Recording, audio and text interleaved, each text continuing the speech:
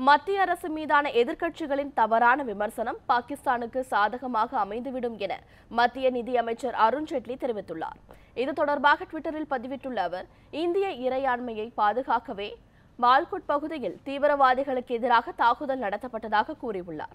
அரசியல் லாபத்துக்காக தீவிரவாதத்துக்கு எதிரான தாக்குதலை நடத்துவதாக மத்திய அரசு மீது எதிர்க்கட்சிகள் ஏன் குற்றம் சாட்டுகின்றன என அவர் கேள்வி எழுப்பியுள்ளார். நாட்டுக்காக அனைவரும் ஒருமித்த குரல் எழுப்ப வேண்டும் என கேட்டுக்கொண்டுள்ள அருண் ஜேட்லி, எதிர்க்கட்சிகள் சுய பரிசோதனை செய்வது அவசியம் எனவும் வலியுறுத்தியுள்ளார். இந்நிலையில் அருண் ஜேட்லியின் குற்றச்சாட்டுக்கு காங்கிரஸ் மறுப்பு தெரிவித்துள்ளது. பாஜகவும் அக்கட்சி தலைவர்களும் தான் உண்மையில் சுய பரிசோதனை செய்ய வேண்டும் என காங்கிரஸ் பதிலடி அளித்துள்ளது.